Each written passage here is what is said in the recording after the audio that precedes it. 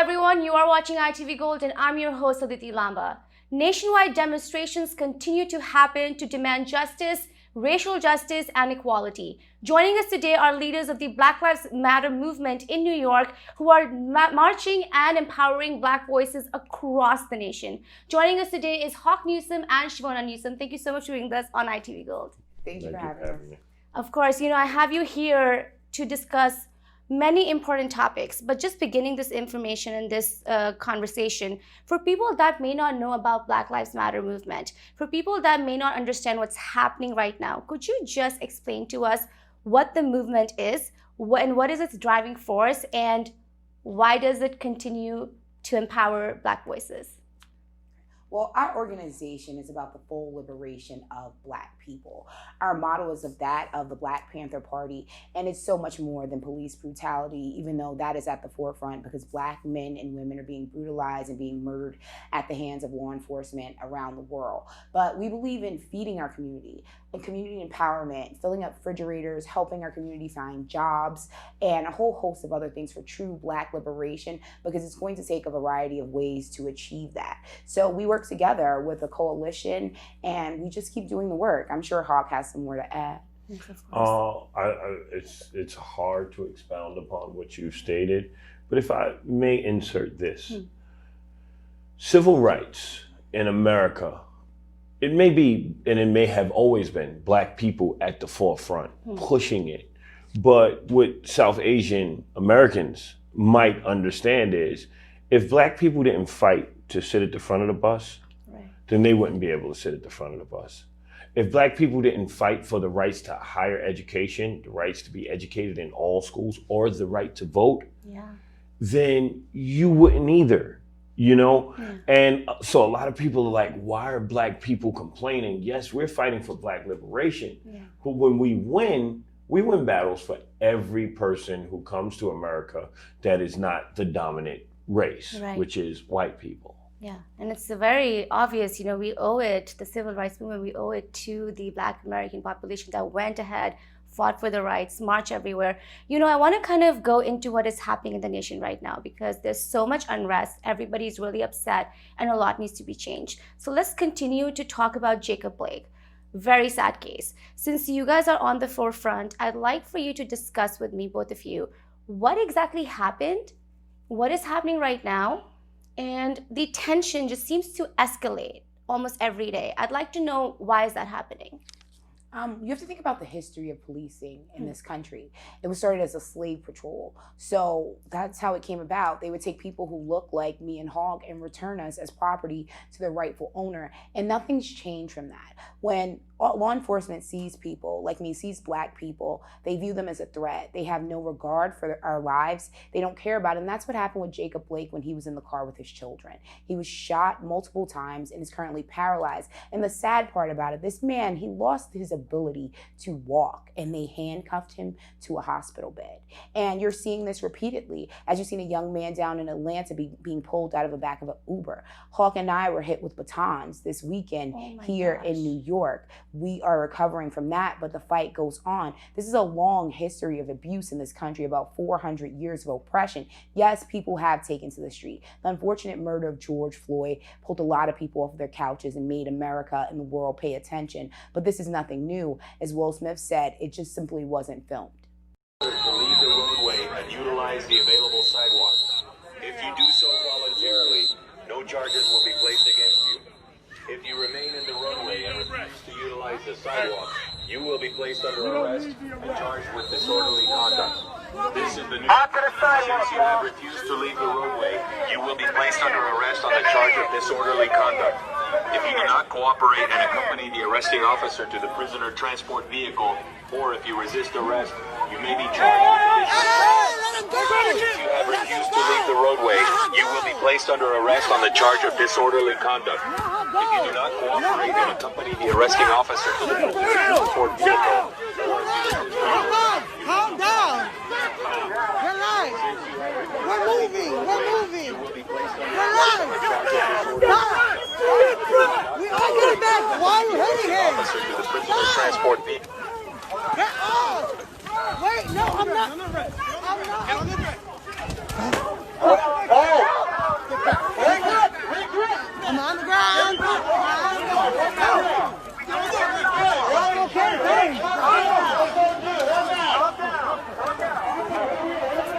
no reason.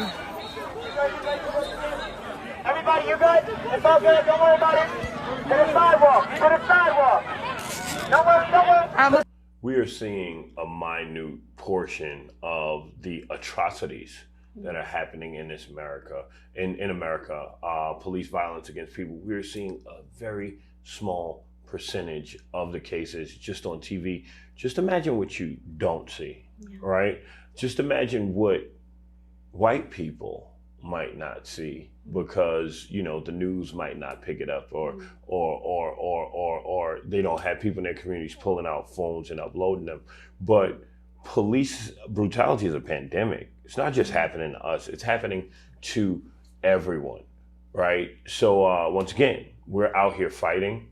We're fighting for the liberation of Black people, but it benefits everyone. And there's a lot of places where people can go and get data.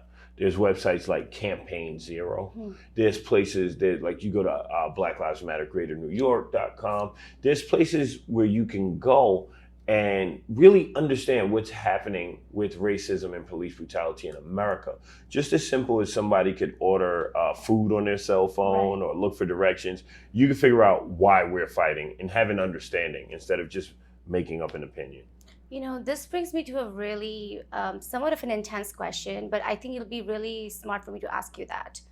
We have heard of many unarmed Black lives being taken even since George Floyd. We have heard of those lives being taken even before him. If somebody was watching on ITV Gold right now, can you explain to us what it means to be Black in this country? And when you are talking about Black liberation, what does that truly really mean? Because I think it's very important for people to understand what is actually happening here with the community. So what does it mean to be Black right now? Well, our Blackness is a source of pride. And I give credit to every Black person across the world who manages to have pride in their Blackness. Because in our schools, they tell us that we're second-class citizens. American schools teach history after slavery. They don't talk about Africans as kings and queens. They don't talk about Africa and algebra, right? They don't talk about Africa and architecture, the pyramids, right? They don't talk about the great civilizations of Egypt. They don't talk about astronomy. They don't talk about the great achievements of Black people. Now, what you do see is white beauty. Right? Blonde hair, blue eyes, lighter complexion. What you see is white talent and representation in legal fields. And it's sad because it not only makes Black people, but it makes everybody who's not white want to aspire to be white. Because that's their ideal of success, right? And what we're trying to do is dismantle that narrative. People should be proud of who they are. And they should have a respect and a love for humanity. And if they see that our humanity is being attacked, then they should be willing to fight back. Yeah, so important. And I think a very real thing about being Black in America, and I love my heritage. I'm so grateful for my parents who taught us that Black is beautiful. It's a state of fear. To know that I can walk outside and not make it home is very real. That a normal traffic stop can result in my murder is very real. To know that waking up Black, that the odds are stacked against me. The systemic oppression constantly sits at my door. Knowing that my Black children will receive a third-class education. To know that with this current pandemic and what's happening with eviction rates and canceling rent, that 75% of Black people are currently facing homelessness. To know that Black people, how we praise essential workers, but why are Black people and Black women specifically the most essential workers? Because those are low-paying jobs if we take the niceties out of it. To know that there's a huge wealth gap, to know that Black people have negative wealth in this country, even though they built it on their backs with free labor. That's what being Black is. So I commend everyone who's a part of my race, who stands strong, who throws up their Black power fist. But to know that you mean nothing in a country that you love so much and hate your guts is a very harsh reality. How early did you both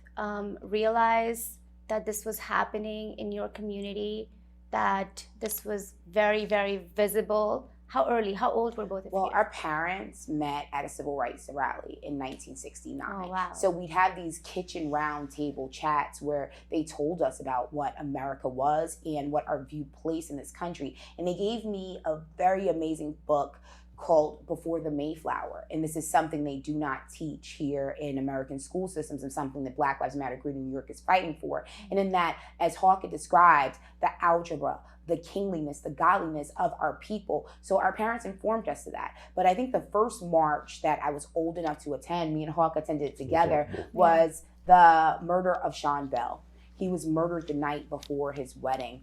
And this is before I knew the term activist, organizer, or anything. I just saw something so horrific. We just saw something so horrific that after work, we said, no, we're going to that 5 o'clock protest. And we've been on the ground ever since. Yeah. Hardcore since Trayvon, Eric Gardner, the creation of our organization. But even when activism wasn't trendy, Hawk was on the front lines. I was out there planning and strategizing. So even if it, unfortunately, it may die down unless something really major happens, I'm grateful to people like us who put their lives on the line no matter what the climate is here in America. Wow. What about you, Hawk? What was your earliest memory?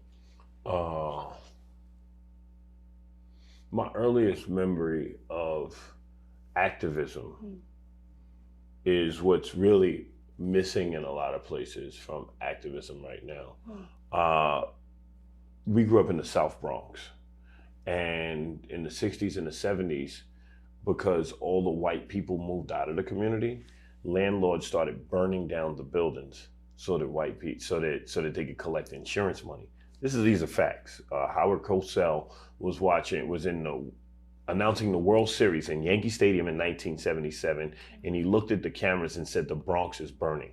There were buildings on fire during the World Series. Wow. Landlords would either pay someone to burn them down, or they would burn them down themselves. So what we grew up in was a lot of abandoned buildings. There were these lots next to your building where it was just debris. So my father organized the people in the community, organizing the community. That's true activism. Wow. And they pushed all of the dirt together into a pile and they lit it on fire. My father's from Florida, they're country, they do crazy stuff like that. They burn trees and leaves. So he lit it on fire, and the police and the fire department came, and he said, I'm clearing the space for my children to play. Yeah. For the kids in my community to play. And if you would have done your job, then I wouldn't have to do this. So that's my earliest memory of activism, and that was community organizing. Wow. Because we could march and we could fight and do all of that, but we have to build our community at the same time. That's what we're really focused on right now. Wouldn't you both agree that this is, the African American community is disproportionately represented in every part of the society right now? But these areas that we talk about that need help, the cities that we talk about that have, say, a high crime rate, it just seems that they haven't been given the resources from the beginning, that a certain segment of our population was just pushed into one small area, and now we're talking about why they're not empowered enough because they've never gotten the resources to empower enough. What are your both comments on that?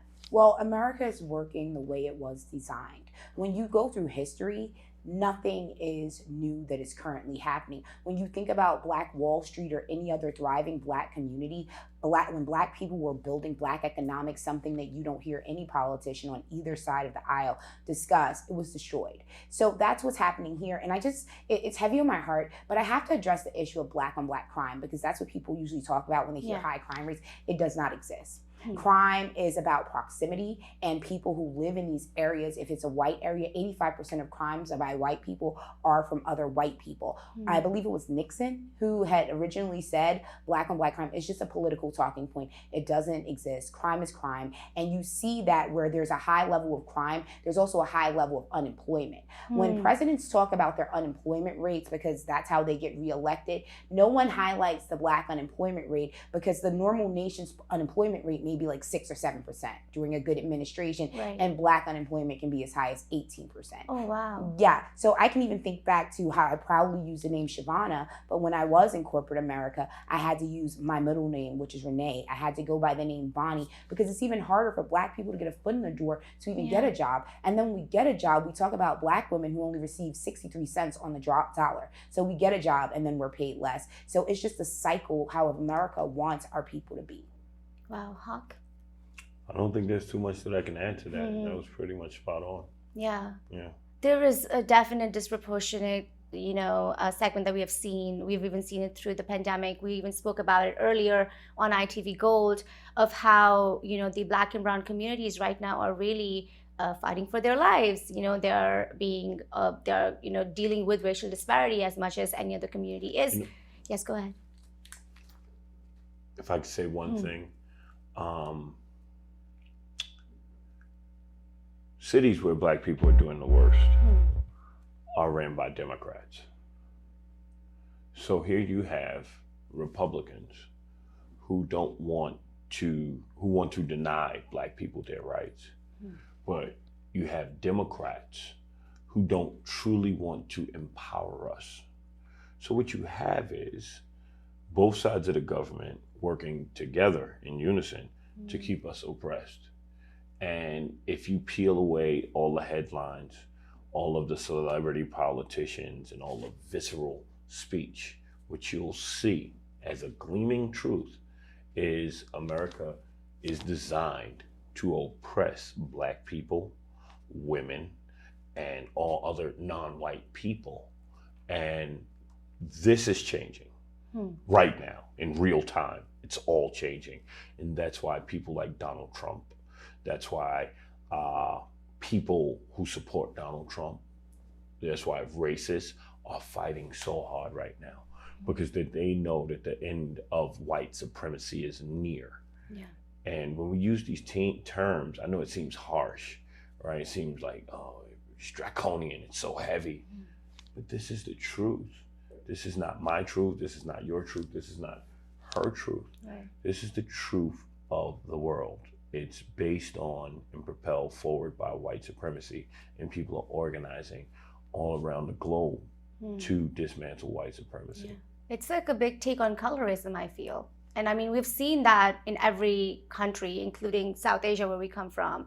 But this is a different level of colorism, This brings me to a really important question. I'm not sure if you may or may not have these stats. Could you explain to our viewers how many unarmed Black lives have been taken in the last couple of years? And if not, what were some of the reasons these lives were taken? I would like for you to discuss that because it was very important. I think it's very important for them to know the reason. I can produce stats later, but what I do know... 237 Black people were shot last year. How many? 237. Oh, wow. Were shot last year in America. And that number doesn't include the chokings, those who were beat to death. But what I do know is that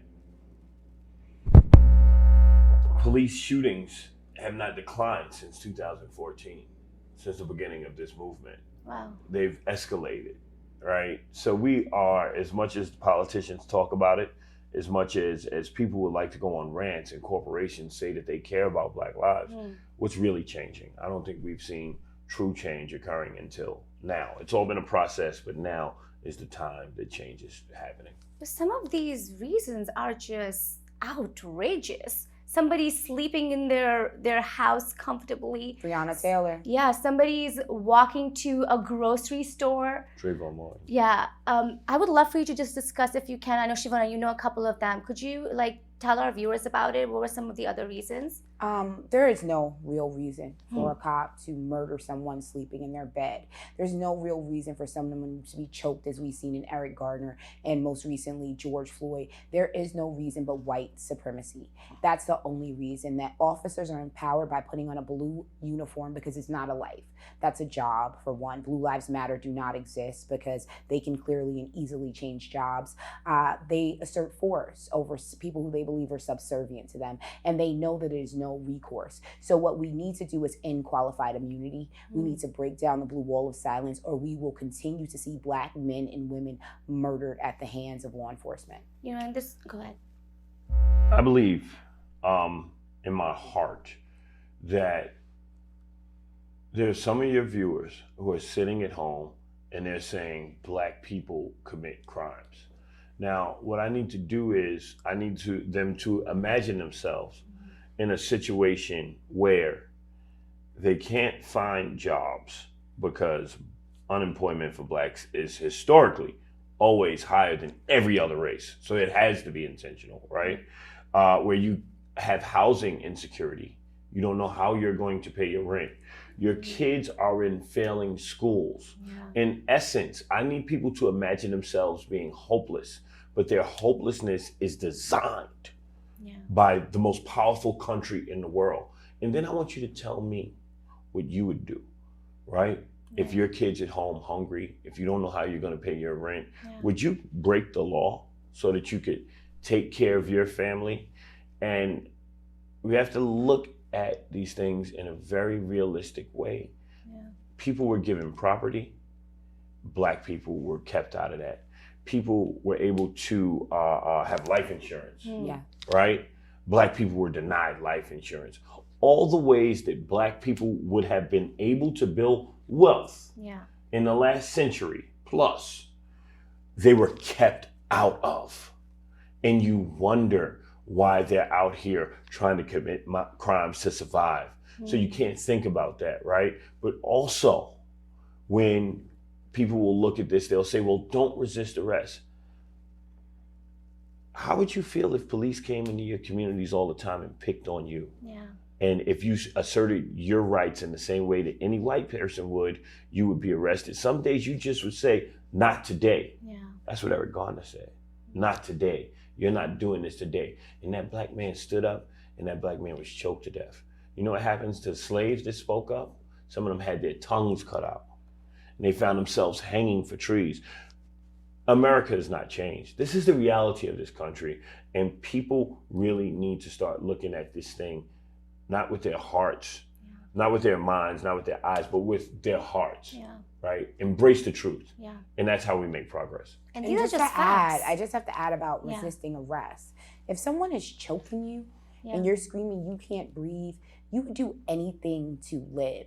That is called surviving. So when people say someone's resisting arrest, that person is trying to walk away from the situation. They're trying to breathe. They're trying to continue life on this planet, and cops are trying to extinguish it. So I really don't believe in existing arrest from the videos that I've seen or from the arrests I've seen taking place. When a gentleman by the name of Bismarck from my community, social worker, gives back to his community, he was hog-tied and put in a chokehold by 5 officers. How could one small man be such a threat to such a major police force? And they banged his head into a patrol car. So I don't really buy into black on black crime. I don't buy into resisting arrest. Black people just want to make it home to their families. And that's what every viewer should close their eyes and think about. If you were in danger walking down the street, if you knew that you never see your son, daughter, mother, wife, or husband again, how would you feel in this country? Wouldn't you take to the streets? Did you run?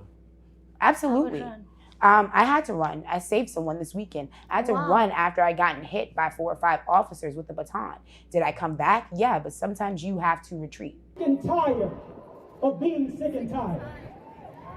It's a shame, but 60 years later, here we are yet again. After we thought we had gotten through Jim Crow, after we thought we had gotten through segregated schools, after we thought we had gotten through voter suppression and unequal housing, here we are yet again 60 years later, sick and tired of being sick and tired. You know, someone reached out to me this week and asked, Rev, how long are you guys going to be out there marching? And my answer was simple. We're going to keep on marching until we overthrow evil in high places.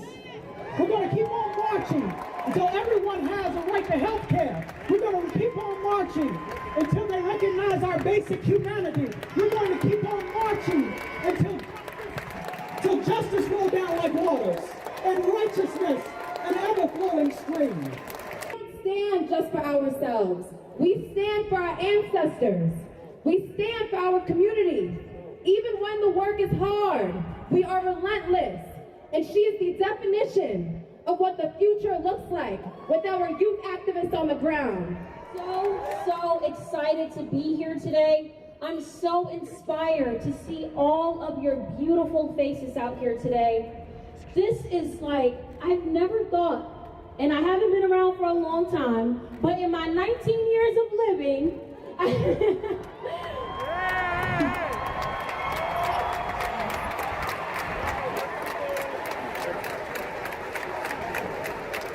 I never thought that I'd see this many people rally across the world for Black liberation. So I am inspired. I want to talk about police brutality here because we are, kind of hinting on that. We have seen various aspects of it in the last couple of months. We have seen calls for defunding. I know the Black Lives Matter movement came up with the Black Act. How do we stop this? How do we really make people understand? Because this is straight inhumane. I, as an anchor and a TV anchor, can say that what I saw on TV was inhumane. Anybody that's watching is saying it's inhumane. What do we do to really stop this? And I would love for you to discuss the protest or the march that you guys had this past weekend, where there was a lot of law enforcement that was present for a smaller group of people. I would love for you to just discuss that. What can we really do at this point? In 2020, we're talking about this.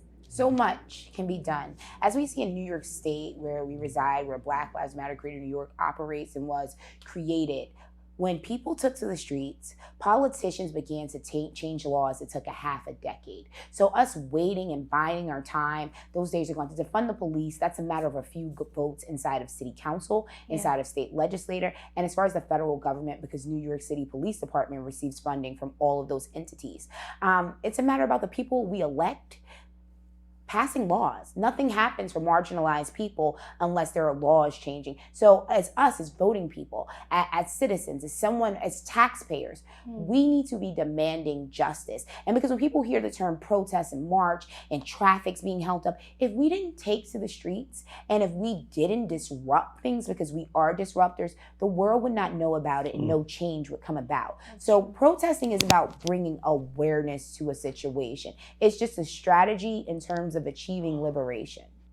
Yeah. What do you have to say? There's so much to do. Right. But the absolute worst thing that you could do is do nothing. This is not a play for money, but sometimes I get donations of $2, $6. And I know those are people without anything that are just saying, here, I can't do much, but here's how I can help. It's as simple as sharing information. And now that we live in this age of social media, you should take it upon yourself to educate your people, your peers, your friends. If somebody says something that's racist, if somebody says things like, Christians should be killed and Muslims should be attacked, you have to stop that person. Yeah. Right? And say that that's not God's way. That is not the way of the world. That is not the world I want to live in. If people want to say something like, well, it's Black people's fault, they're in their situation. Well, here is, you put it on your computer, your phone, talk to people. Here are the reasons why it's not Black people's fault. Here's how this American government works against them. Things of that nature. Wow. What happened at the protest this past weekend? I saw clips, and we'll be showing our viewers some clips from the Black Lives Matter movement page itself. There were from what it seems like, it was a peaceful protest. People were just advocating their voices, and then there was a lot of cops. And I just got told by both of you that some people were hit and arrested. Could you give us an insight into what happened? Well, there was a march to promote the Black agenda, which included something called the Breathe Act, right? These are pieces of legislation written by people like myself, who has a law degree, right? Chivona, who's practiced and studied finance, Linda Cherian, our director of operations, who studied forensic accounting, right? Mario Banabi, who is opening a school today. Black Lives Matter, a member, our organization is opening a school today. We just spent $15,000 on school supplies for our children, Black and brown children, to learn, right? So we had a march to promote this act. We shut down the George Washington Bridge, which is the bridge that connects New York to New Jersey, one of the most famous bridges in the world. And the reason we did that is so people could pay attention and say, well, what are they marching for? And there it is, the Black Act, right? And the police were very upset that they couldn't stop us from getting on that bridge. So once we got off, they had over 100 officers waiting for us with riot gear on. And we were chanting, why are you in riot gear? There's no riot happening here. Okay, so we went to the precinct, we gave some speeches, and the police just started closing in, right? Now, news agencies have called it a clash. Okay. There was no clash. Police literally attacked people for exercising their constitutional right. There were no acts of aggression against police prior to them attacking people. We called, just to pick up where Hawk left off, Hawk actually made a speech telling people, hey, we have a victory. It's time for us to disperse. And by the time, I think we were doing a press interview, they play this announcement to anyone who's ever experienced it. And it's like, remove from the streets. They didn't give people opportunity to remove from the streets before they began charging. I put my body in between the charging officers and the people who were in the street, asking them to move away. And that's the first time I was shoved, before batons and everything came about. And I was hit, and Hawk was clearly hit by them. Then once we got to the sidewalk, because their issue was about us being in the street, they backed us down 2 blocks. I'm talking about a young woman with hair like mine was dragged 5 feet back by her hair. A protester's arm is broken. So we really, what chance do the people stand when you have bullhorns and signs, I'm talking about cardboard signs, against an army that is here, a gang that's here to destroy you? Once they put on a riot gear, they want to attack. In this America, it looks like the same images that I saw growing up in the 60s, where all you see is batons being thrown at you, batons hitting people, hitting women, hitting young people, hitting disabled people. And this is what people are calling to keep funding for. Who is the police department protecting? And when they go out into the streets and they answer the calls, most of these calls that they receive are not about violence. They're not stopping crimes. Cops do not stop crime. They usually come after the fact, if they come at all. This is why we need to invest in community resources. And this is why, what company in New York, because their company, their business, right, needs $11 billion to operate. It's a joke, and they're pouring in money to harm people. You know, I have a stat here by the ACLED. We'll show that to our audience. 93% of protests that have happened since George Floyd have been peaceful. And the rest, I remember having a conversation with Chivona about the fact that these riots that are happening, or people that acted, in a way that was not being supported by the rest of the marchers, aren't somebody you both are trying to promote.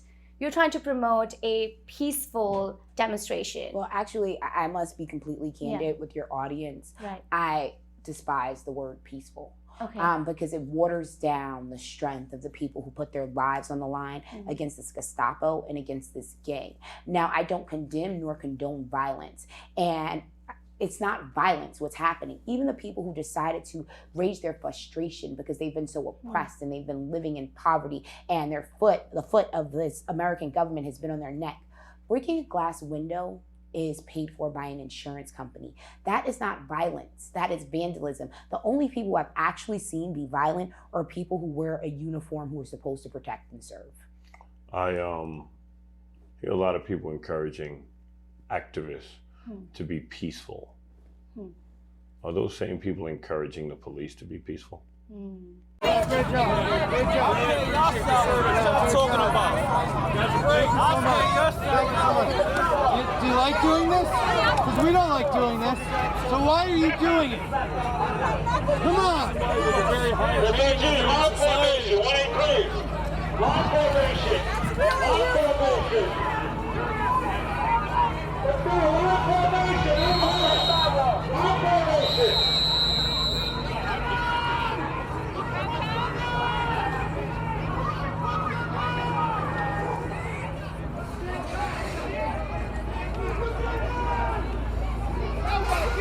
Why not? Why aren't auxiliary people and officers patrolling? Yeah. Why, as soon as they arrive, they have arrests? What is it? The little arrest zip ties.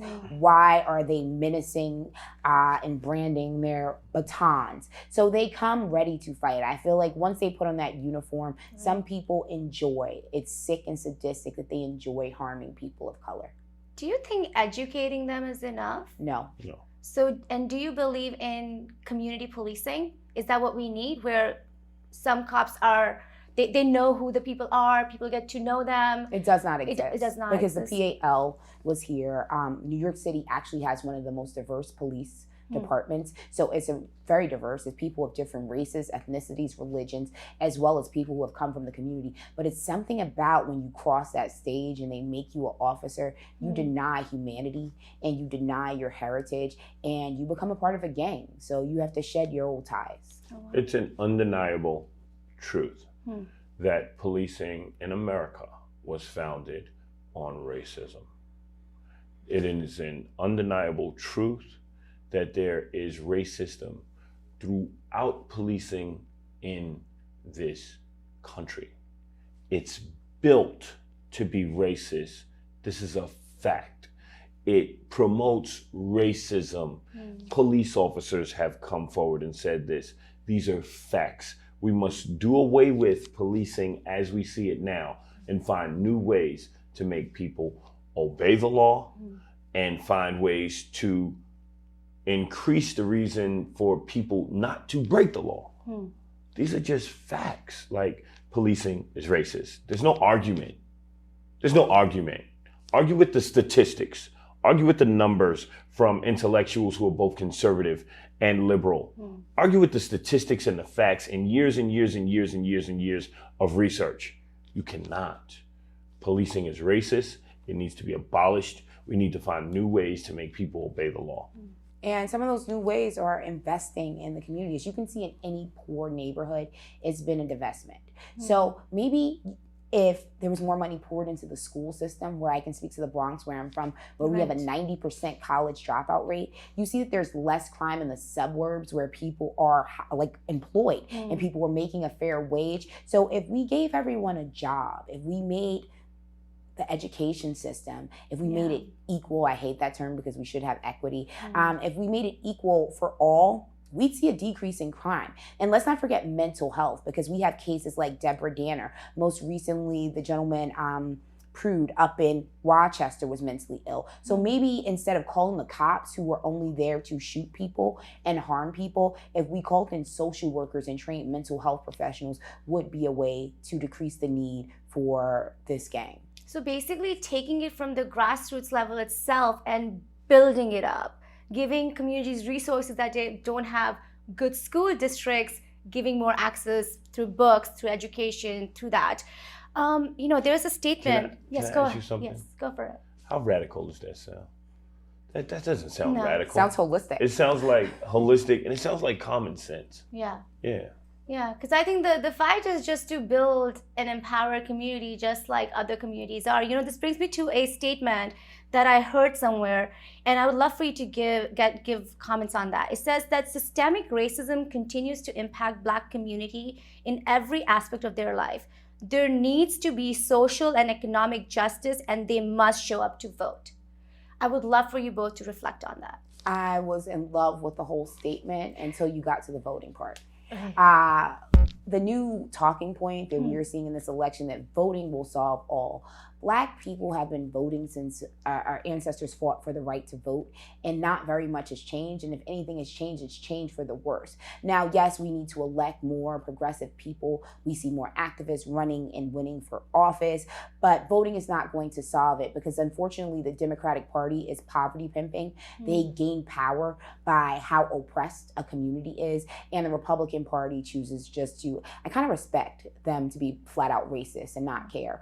But when you have both people, and I keep getting this image in my head of Pence and Joe Biden elbow bumping at the 9/11 memorial. So it's like no matter who's in power, people will continue to be oppressed. So until we do away with the normal politics as usual, until we do away with all these things, unfortunately, and I hate to hurt everyone's feelings because I will be voting in November, it's not going to change much. What is this economic and social justice that the statement is talking about? Well, economic justice is empowering Black communities to do business with themselves, right? In Black communities, $1 changes hands one time before it leaves the community. In Jewish communities, that same dollar moves around that community 16 times before it leaves the community. So Black economics is, for me, Black people doing business with other Black people. Controlling the communities that we live in, owning our property, owning our stores. Everybody exploits the Black community. And yes, that's partially our fault. You have businesses that come in, restaurants, store owners, who don't contribute anything to the community, don't live in the community, and they make hundreds of thousands of dollars, maybe even millions of dollars every year, and don't put anything back into our community. Black people spend $1 trillion annually. Oh, wow. That's higher than the GDP of a lot of countries, right? Right. And what we need to learn how to do is spend that money within our community and build ourselves up. Like, a lot of this is education. We just have to teach our people how to do it. And, we are focusing more on the community and less on marching. Like, we'll go out and march because we have to from time to time. But like right now, with the opening of the school, we're shopping for a building to buy in the Bronx so we could feed people and teach people there, right? Train people there. For us, it's building up our community and educating people. Wow. And then you can't ask someone to pull themselves up by the bootstraps if they have no boots. Now, as we talked so much this episode about stats and statistics, Black business owners, and we can even see most recently with the relief that came with the first stimulus packet with COVID, Black business owners were denied loans during the pandemic. They were denied loans before a pandemic, and most likely after this pandemic goes away, they will be denied. So to increase Black economics, we need to invest in the Black community. We need to make it easier for Black people to open businesses. And what's also in the Black Act is about teaching entrepreneurship and financial literacy. So we went from being slaves in this country to, after that, we had our own businesses. Those were destroyed. And now generations to come have no idea of how to keep money. If we understood and just being financially literate, we would buy politicians the way other communities does. As you see with the gay community, how they purchased Bill Clinton and then Barack Obama, and now gay people have the right to act in the armed services and as well as get married. If Black people knew how to hone their buying power, we would advance as a people. But this is by design. So it's called systemic oppression. It works how it's supposed to work. So anyone who shames or points a finger at Black people, you're also a part of the problem. Yeah, I have 2 more questions left, and I'm taking over so much of your time. There have been a lot of young voices that I've personally seen in the Black Lives Matter movement. There's a huge empowerment for youth that I know you guys are pushing for. I'd like to know why. And, while you're answering that question, I would love for you to address the community, especially the young community that is watching everything unfold on their cameras, on their phones, and are either scared about their identity or are confused or want to take a step and do not know. I think it would be really great for us to know what exactly is happening with the youth activities that you guys are doing. Well, I think with the youth, this is all they've known. From the time their parent bought their first smartphone, they saw the Trayvon Martin case. They saw the Eric Gardner case. So this generation doesn't really need the push to say millennials or Generation X need. They kind of have that fire of the baby boomers who were protesting the Vietnam War. And most of the people who we are side by side with on the front lines are a part of, Generation Z. As they like to say, they are beyond woke. I would like to tell young people, and it's going to sound cheesy and cliche, that they are the future and they do have the power to change the world, that they can use their voices. And you see it across the climate movement. You see it now in the social justice movement, the Black Lives Matter movement, that they can get out and do something. Everyone can't take to the streets, but there are several ways to get involved. young people are uncompromised. They don't have bills. They don't have partners. They don't have jobs or careers that they have to worry about just yet. Right now, being an activist is one of the coolest, trendiest things happening in our country. So, and around the world.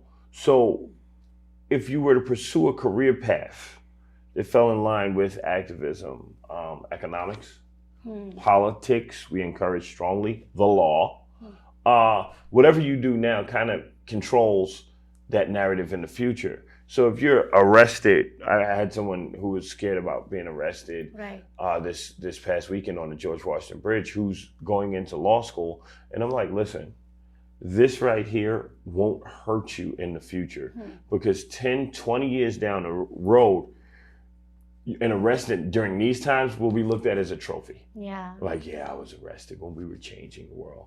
So I believe the children on the future. Teach them well. I think we should teach them well. And let them lead the way. That's a Whitney Houston song. But yeah, but it's so true. Revolutions are fought and won by young people with older advisors. Like, I'm near 40. But I'm old to these kids who are out here who are 20. They're so passionate. They're so impassioned. They're so ready. They're so willing to fight. They are creating their own identities. Right? They're not sticking to binary restraints. They are who they are. Now is the time to be whoever you want to be. No one will hold it against you. Just know the difference between right and wrong. Move forward with love. And lastly, you have to be fearless. We go up against the government. We go up against the police. For God's sakes, the President of the United States called me treasonous, attacked our group individually on Twitter, right? So you have to look fear in the eye and move it out of the way because we are marching toward victory. We are creating the planet that we want, the world that we want. Evil, selfish, capitalistic people have ruled for too long. We're changing the world. So now's the time to get involved. Definitely. And I encourage everyone to at least check out Black Lives Matter and see what the work they're doing, see how you can get involved, see how you can get your voices heard through them. I think it's really important for all of us to come together. My last question to you both, it's a two-part question. The first is, so technically that's three questions. Yes. So the South Asian community is considered a model minority. You know, basically we are a part of the minority, but sometimes due to anti-Blackness and the issue of systemic racism not being discussed enough, we become this model minority. What should we, especially South Asians, do in order to help Black Lives Matter or in order to just get the push a little bit more out? And my second and last question is, what is happening in the next couple of months with BLM, especially with elections happening really, like we're only 2 months away from elections, and there's still a lot of work that needs to be done. We still keep on hearing about police brutality. So I would love to know what exactly is happening in the next couple of months as well. Well, the South Asian community, and I'm assuming it's very faith-based, they have to ask what their religion would tell them to do when they see people getting oppressed. And then also, as much as I would love for everyone to join Black Lives Matter in this fight, I think that people need to take care of home. They need to realize that colorism exists in their own communities, that discrimination exists in their communities. And sadly, when people come to this country, even people who are Black and who are part of the Pan-African diaspora, we see that they're told to stay away from foundational Black Americans. They're told not to associate with Black people. Now, you may have a Black coworker who you like or a Black neighbor or so. How would you feel if that person was getting mistreated and harmed? So I think people need to look internally, and then they, as Hawk earlier stated, we need to look at our hearts and think about humanity. Everyone prides themselves on being a good person. Are you a good person if you ignore the cries of your neighbor? That's not Christ-like. That's not any religion-like that I know of. So, I mean, realistically, if we're talking about South Asians, then we know that President Modi is your version of Donald Trump, right? So we must attack fascism where it stands. We must attack power where it stands. If we're talking about cleaning up in-house and doing right by people, then everybody should be saying free Kashmir, right? We stood with our Indian brothers and sisters in front of the United Nations. Thousands of us protested at the embassy here in New York City and said, free Kashmir, right? So the fight against oppression is universal, regardless of the color of your skin. And you need to understand that you have to contribute to the fights of others because we are bound by this oppression. Whether you like it or not, you're in the same boat as Black people. If you are not, one, white, and two, if you're not one of in the 1% of the wealthiest people in the world. So this is all of our fights. And especially our brothers and sisters here, once again, when Black people earn rights, everyone gets rights. So don't bash us now and in 20 years reap the benefits of what we fought for. Yeah, for sure. What are you both focused on for the next few months with BLM? And are we going to continue seeing demonstrations as well? Absolutely. Okay. And I want more people to come out because that's how laws are going to pass. Now, us at BLM, we support younger activists, and there are times we take to the streets, but we are going to be building housing. We are going to be feeding people. We are going to be doing everything that the United States government has denied Black and brown and all marginalized people. And that's what our focus is going to be on. Whatever happens early November, Yeah. we'll still be fighting white supremacy in the White House. Yes. Okay? So for me, for us, it's going back in our community and building up the people while we march, while we continue to build power. What does building power look like? More than 70% of the seats for city council will be, in New York City, will be vacated.